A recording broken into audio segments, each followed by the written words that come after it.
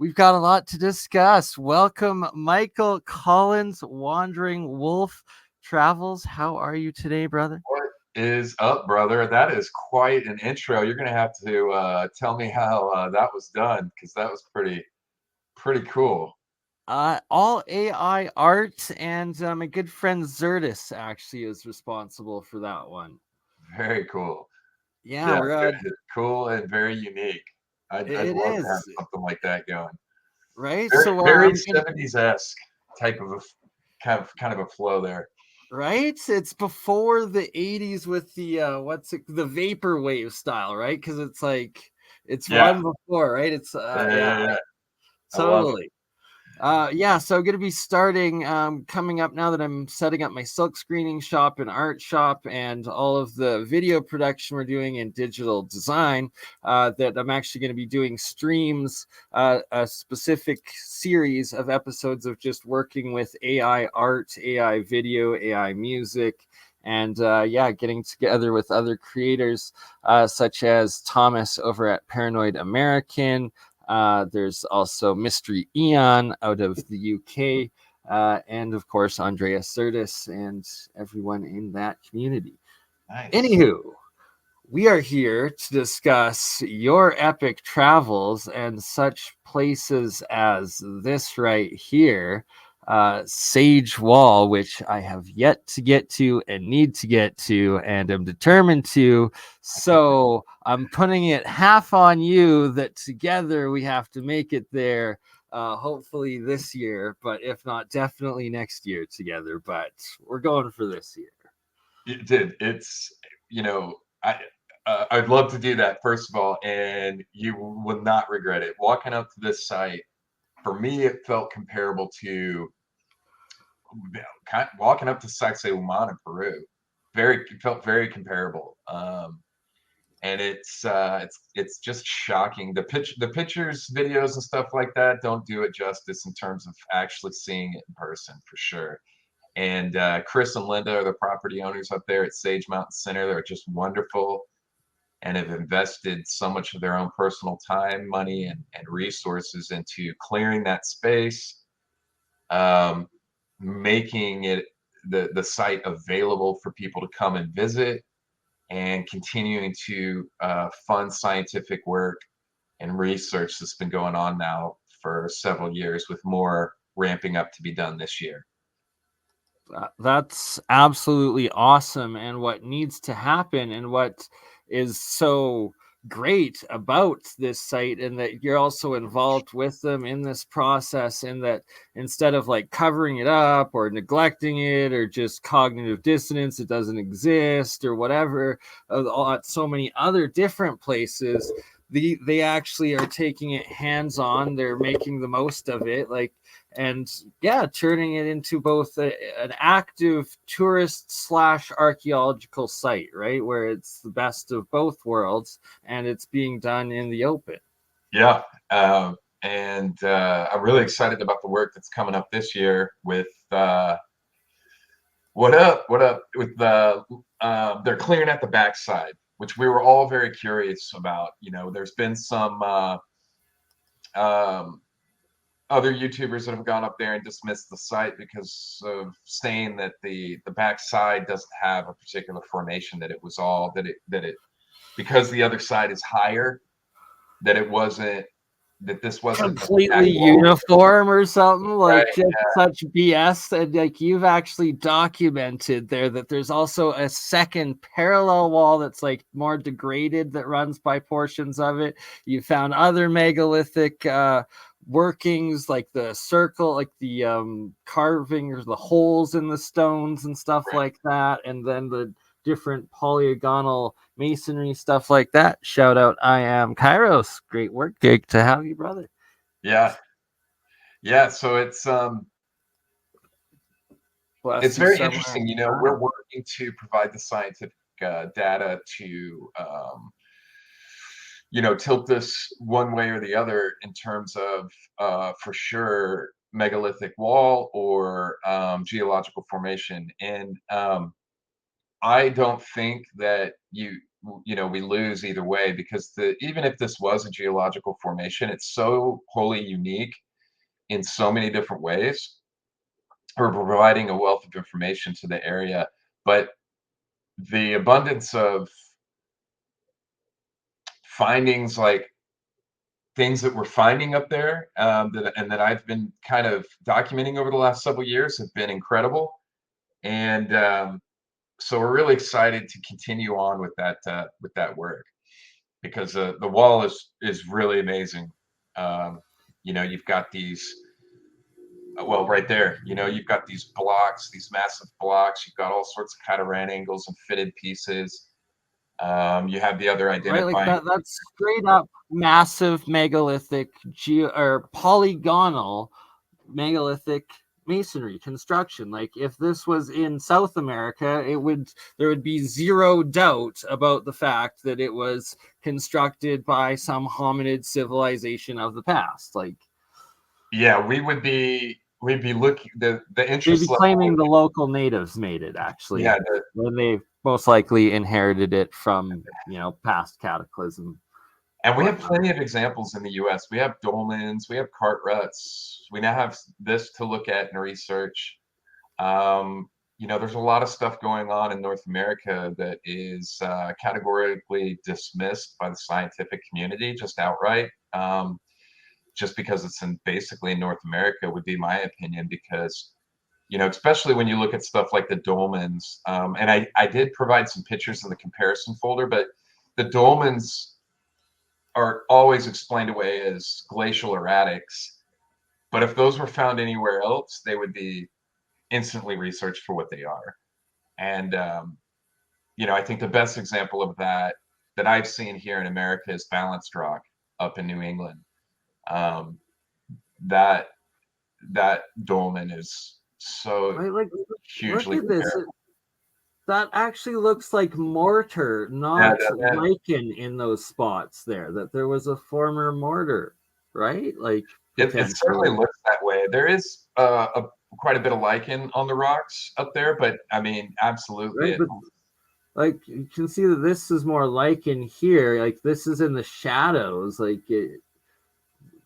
yeah. And in some of yeah, these holes, right? Like yeah, those are very interesting. And I've found these at quite a number of different spots, right around Sage Wall, right around the wall, all within 50 yards of the wall, give or take. Some in with multiple cup hole formations like that, some with singular, some right next to the wall. And you brought up earlier the parallel wall. There is a parallel wall, which I haven't seen anybody else document or pay attention to, but there's a wall directly across from the wall, and it's just in a more collapsed state, but you can clearly see how it was a wall. And that one, you can clearly see the backside, and it is a wall, just like I am, got my money on that this one will eventually reveal to be. so I am showing you here. I had to bring this up. This is actually a site that you gave me the exact location for. I was misinformed, thought it was Orion, Alberta. It's actually Red Rock Coulee, Alberta, just southwest of Medicine Hat. Mhm. And when I went here, this I found on a few of they were red boulders, but they weren't the round ones. They were different shape style ones, but they also have the holes in them, and that there's clear evidence that there's a shell and that it's either geopolymer or like a process of like oxidization or aging or something that built on the outside, and that this was clearly done, like constructed in them, right? Like, or at the beginning of it. It's not from weathering. Like when it weathers, it chips away and it breaks that outer layer that it is part of in these holes, which I suspect leads to geopolymer, but not sure, right? And there is a process of which, if there's slight indentions in geological formations, if a rock or pebble gets in there and gets blown around for quite a period of time, it slowly circles and circles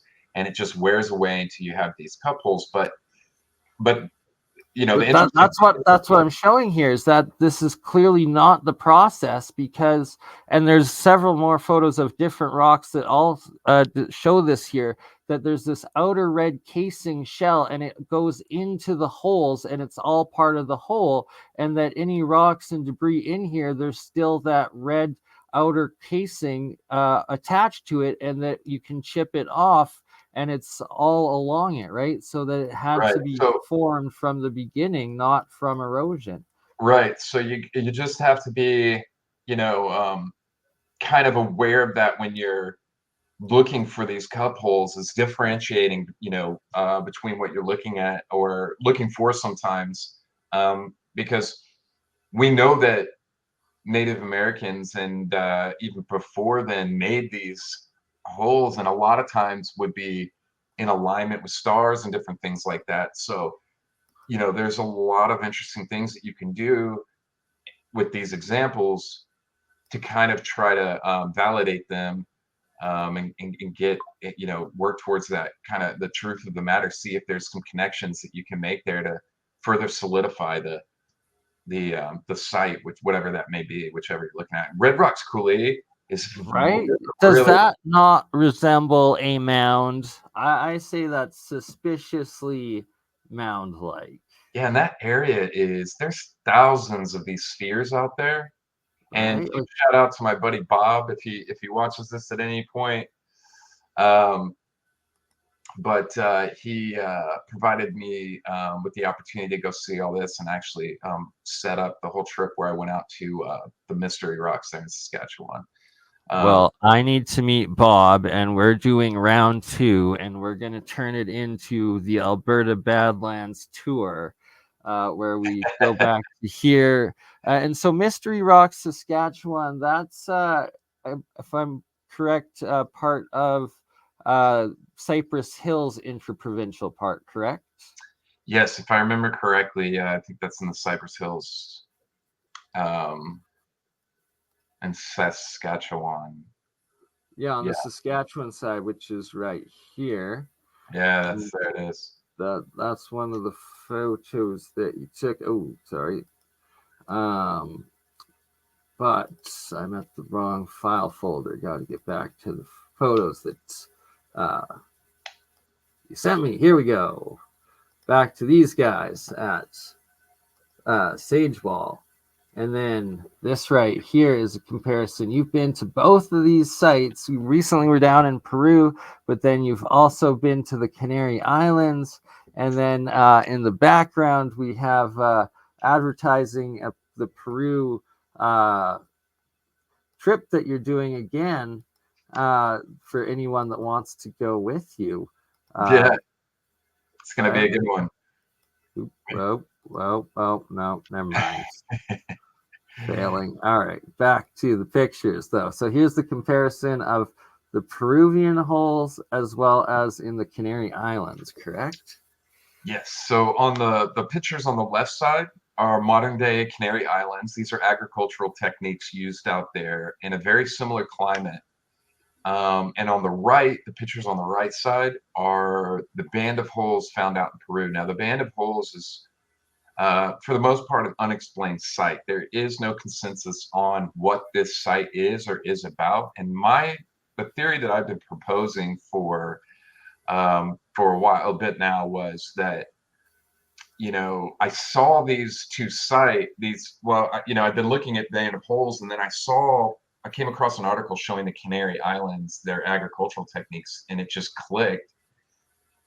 And so I went out to the band of holes, and then I wanted to go out to the Canary Islands. So I've just spent the last few months doing that, documenting both sites, making comparison, doing LiDAR and everything like that I could for comparison, to basically submit that the Band of Holes site might actually have something to do with agriculture, rather than the theories that have been proposed thus far, such as burial sites and tribute holes, that it had something more to do with agricultural techniques.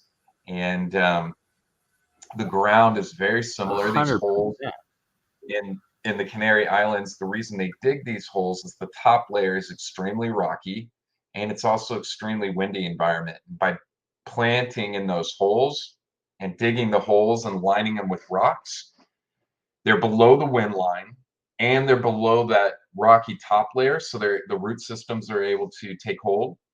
And the hole also functions as a funnel for the limited amount of moisture in the area. The dew It each collects morning dew, overnight would come down into it, right? Like right? that All makes the dew and perfect everything. sense. Establishing just a macro amount of these microclimates for the agriculture. It makes perfect Correct. sense, Mike. You're bang on with that. So hopefully, I'll be putting those videos together soon with all the footage and different stuff that I've done and documented from both sites. And if there was some kind of link there, I think that would be huge, for explaining the Peru site in terms of that whole area and providing some answers for, as of yet, rather unexplained um, ancient site. Right. And the local legend is that it's a giant snake, correct? Yeah, I've heard that, but Or you is know that a this. different site that has the snake head on it? Well, I don't understand. That whole region. Um, I'm not sure why you would dig the holes to represent artwork when you could just scar the ground, like the Nazca lines in different places in some areas. With the limited amount of rainfall and different things that they have out there, I imagine that wouldn't be too difficult. Oops. Um, but Sorry, going just through. digging those holes and lining them with rocks and everything that they're doing would be a rather large undertaking. Sorry, went the wrong way in the folder. My bad. Boop, boop, boop. Back. I gave you a lot to work with, so There we go. Here's more of the Canary Island ones. And that you yeah, can yeah. still see. So these aren't even being tended to today. They're just leftover ancient structures that still have natural vegetation growing in them, correct? No, no, no. The Oh, Canary Islands are in active use, so those oh, are they are in active use. Okay. yeah, and Yeah. yeah, so Good for them. they still use those there for modern agriculture. Nice. They started doing the vineyards there on the Canary Islands, and specifically in Lanzarote back in the 1700s, I believe, to adapt to the climate and to be able to grow the vineyards. And Sounds the site great that to I me. toured was the El Grifo, which is, if I remember correctly, the oldest site, the oldest winery and vineyard there on Lanzarote. Like for size comparison, each one of these holes, the size of a pickup truck, two pickup trucks essentially. Yeah. Now the Band of Holes in Peru, the holes there are not that as large as these pictures here that were taken. Now, um, there are varying types of holes being used for the vineyards in Canary Islands. Now, what you might find interesting is that picture there. There were bones in there that looked like human bones and even skulls. Whether they were old Or yeah, there's modern, I another don't one know. here. Sorry, I'm trying to flip through to find. Yeah, see right here, right? Lots of them, and it's like, Which freaked us out a little bit so because they're what I gold. kind of have a gut instinct, intuition, horrific suspect of with the victors right history, the genocidal rewriting and conquerization of the past that happened by the conquistadors slash secret society called the Jesuits order and whatnot, that when they say that the Aztecs, Mayan, the Inca, and whatnot were, oh, this bloodthirsty, sacrificing all their own people, and that these are all pits of sacrifice, it's like, or you just slaughtered them all, and then as you genocided and killed all of them, put their bones in these spots as mass burials and just rewrote history potentially. Right, because we know that that's not beyond what was going on at the time, for sure. So, um, Yeah, the mass graves absolutely could have been, just horrible things happening from, uh, you know, the people coming over from Europe, and that walking. This is right now. That this right here, these holes, these are not typical of the whole area. We just saw those two, but seeing and they were right at Oh, the yeah. end. Right. So these are from your drone, the overtop of the length of it, and then I guess so. This is one of the sites there that had the Yeah, bones. so that would be one, and it's right at the end of the holes there at the lower part of the mountain. Yeah, I can see that. So it's like a structure at the Uh, beginning. right, and then that's Yeah, a another couple of hole. structures here. Yeah, you can Yeah, see several different structures that were and here. then once you get into the holes and they stretch on, we didn't find any more structures like that. Yeah, right. Well, because so if it's like a farm, right, you'd have all your buildings at like the beginning at one area, and then maybe like And you one even or have two these along the way or at the end. across, almost like they would be separation points for, I don't know, paths or change in crops or trees, Yeah, whatever you were planting. as it goes down the altitude, right? That you'd Right. plant different ones along.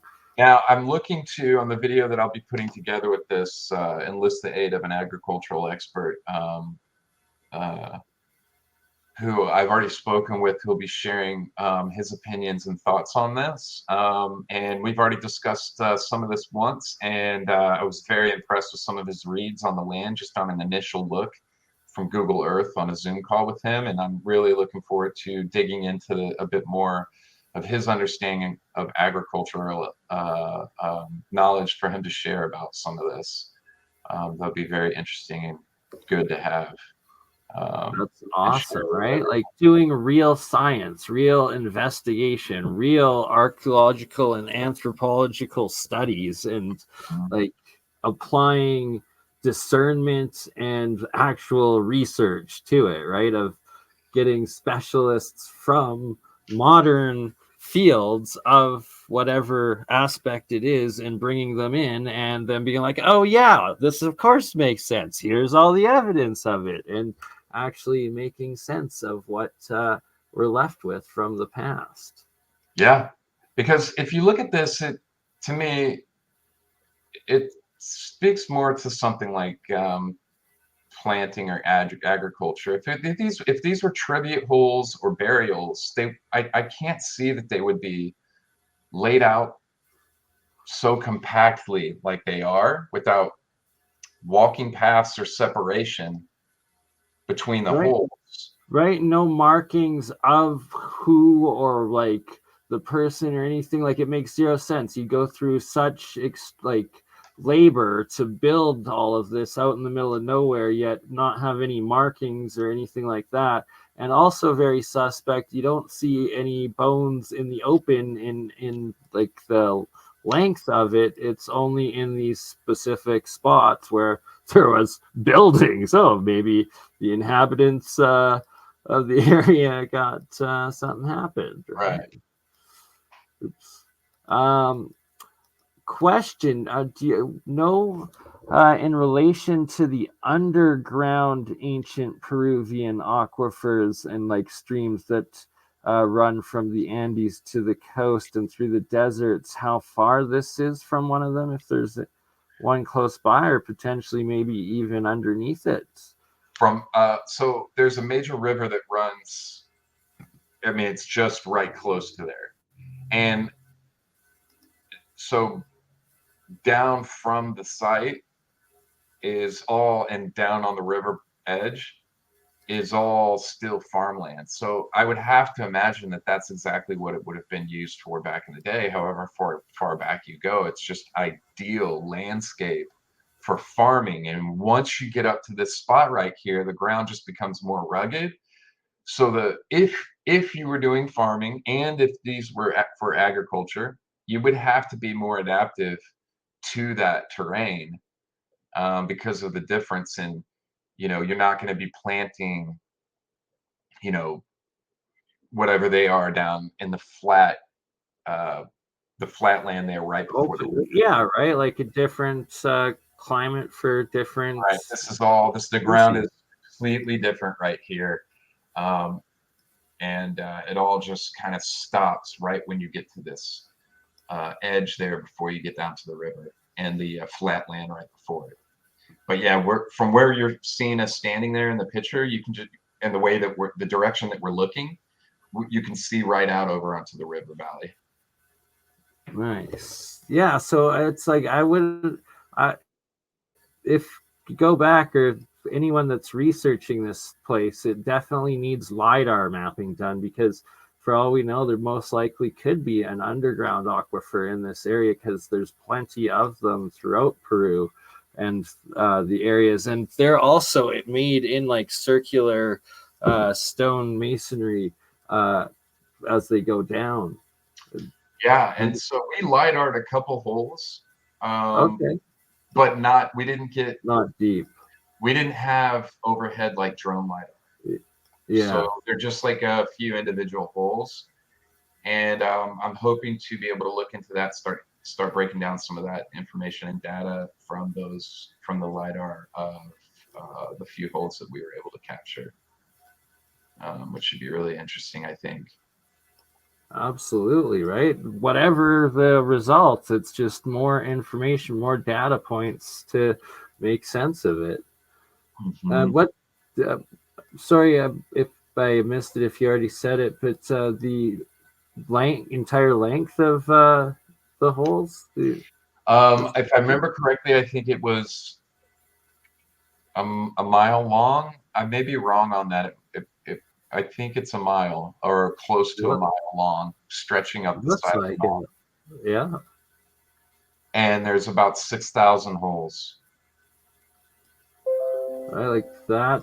That's not an easy feat. Yeah, and there, right there, you can see the river. There right? it is, yep. Which is all still being used as farmland. You can tell that that whole area is just ideal for farming, as it just flattens out there below the drop off, and the terrain all the way, by the way, up and down that valley is exactly the same. It's dry desert type terrain right down into that valley, the river valley. Right. And up and down both sides, you have the mountains and the mountain ranges. Yeah. Both sides of the river. And then it just lets out there. So we're right at the base of the river there, where it basically comes out of the mountain ranges there. That's awesome. So what other site? How many other sites have you seen in Peru? And oh, wow, yeah, all over, right? Yeah, been all over Peru. So this one, I believe, is back in Montana by Sage Wall, correct? Yes, and now I do have a comparison shot with that particular picture and a somewhere in here.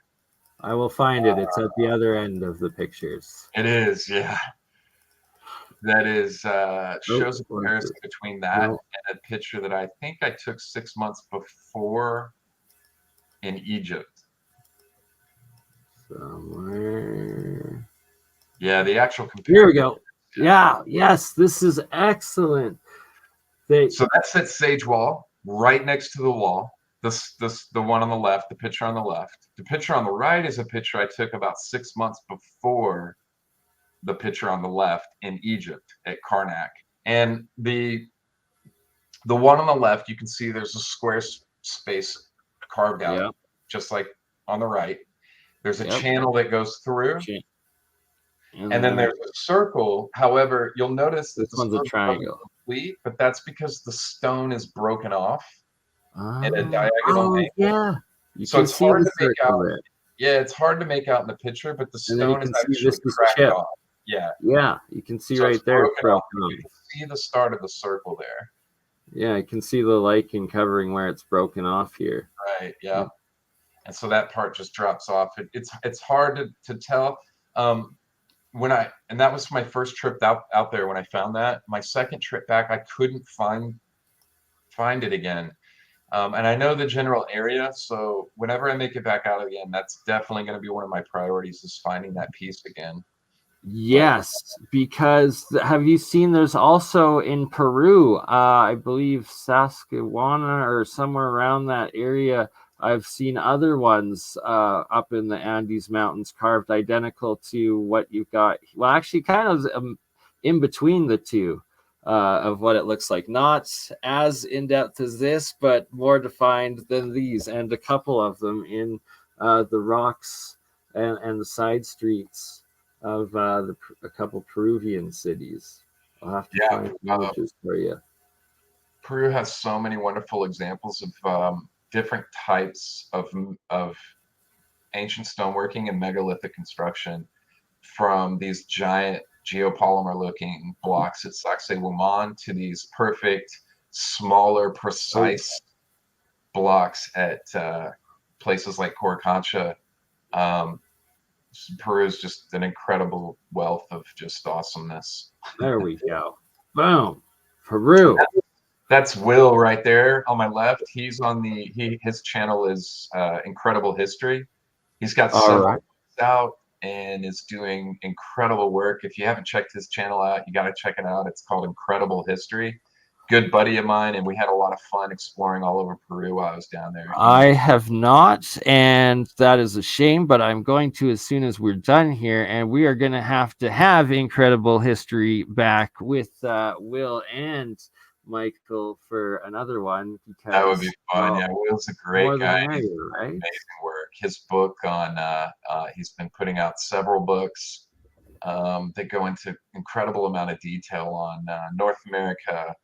The one he just released was on South America, I believe, and he's working on another one now. He's in Argentina at the moment. Um, so great guy, and you can see right there. I was a little bit heavier. I think I've lost like 30 pounds since that trip. I've been traveling so much. Right? Getting in Yeah, shape, looking I good, Mr. was Mike. a big boy right there. But hiking Hey, through the Andes and then all over Europe for two to you three months. hike enough mountains, you Yeah, will lose weight, yeah, right? yeah. Lost about 30 pounds in 2, 3 months traveling. Getting in shape.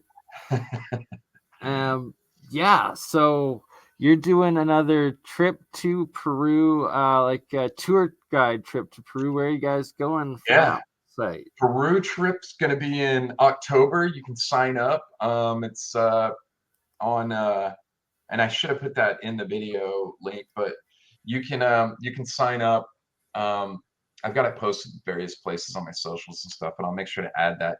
But the trip is covers Machu Picchu, Sacsayhuaman, Coricancha, Ollantaytambo, Pisca ruins. I mean, we hit a ton of megalithic sites, and I This right set the here. pricing at an incredibly. I'm not seeing any other trips to Peru price this low. $29.95, and you can reserve the ticket. You can reserve your trip with 25% down, and then pay it off up through mid-July. And you get 7 days with myself and Nikkiana Jones, who has her own channel. If you haven't seen her, she's amazing. Does All right, so that's episode number 3. We're gonna have to do with Nikki, you, and myself.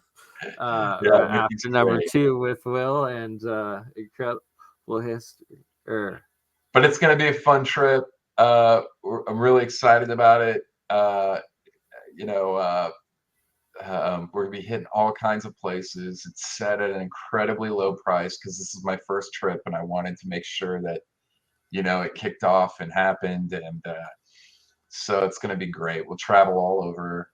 Like I Right, said, hit all the literally major doing it sites. right. Like the It's going to be list of the places you're visiting again. Like those are all the top sites that you want to go to that aren't like yeah, necessarily the most mainstream, but like the most epic as far as like giant megalithic what the f sites, yeah, right? for sure. Machu Picchu, Sacsayhuaman, Ollantaytambo, the Pisca ruins, Coricancha. We'll be walking the streets in Cusco and looking at megalithic structures in Cusco, like the 12 angled stone and the city block that's full of megalithic structures. Um, they have the skulls, the elongated skulls in a museum there too, in combination with Coricancha. There's gonna be all sorts of stuff that we're getting into, which is just so fun. And I've done all this stuff multiple times, and I am still stoked to go back and see it all again. It's incredible. Just want to say I'm just popping in, but really exciting stuff, Michael. Thanks for inviting Hey. me, Bernie. I'll be set up in a second, but just keep going. I'm really excited to hear about this stuff. Awesome. Yeah, it's going to be a heck of a trip. So yeah, if you can make it, anybody, I any guess I watch, was we'd muted. love to have you. And I'll grab the link for the trip and add it into the video description now, at least on I'll have it there on my channel, or I'll share it in the chat. Yeah, if you want to put it in the private chat, then I can put it up. And no worries, Zertis. Welcome, Andreas. And we just went live on the Andreas Zertis channel as well. For those just joining in, we have Michael Collins, Wandering Wolf Travels. And if you want to travel with Mike, you can go to Peru and check out Saskatchewan and what were all the other sites? One more time. The third time the chat. Sacsayhuaman, Ollantaytambo, the Pisca ruins, Coricancha. There's several more. I mean, the trip is loaded with incredible ancient megalithic sites. Yeah, it's a good one. I'm sad that I don't think I'll be able to make that one this year unless let's all pray, put the energy into the universe that Bernie gets his settlements before October so he can join Wandering Wolf in Peru. That would be so dope, man. All right. Hopefully. We will see. If not this year, next year, and we'll have to do a live stream with you when you're out there one day if you're able to get the bandwidth. Well, the cool thing is about being there in Peru is most of these sites are like right basically in Cusco. So you actually have phone signal everywhere you go. I don't know how it is up at Machu Picchu or Ollantaytambo, but I know that there are several sites in Cusco where that would be possible, which is pretty cool. Then yes, we are going to have to do that. All right. So, let's go through. So at Sage Wall, we're going to try to make that happen this year and get me there and many more. And that leads me into a part that I wanted to show. Get rid of them and just change the background up a little so we know that we're going into the second part here of what I've found in southern Alberta and the geoglyphs of the Medicine Hat Badland Guardians. For those that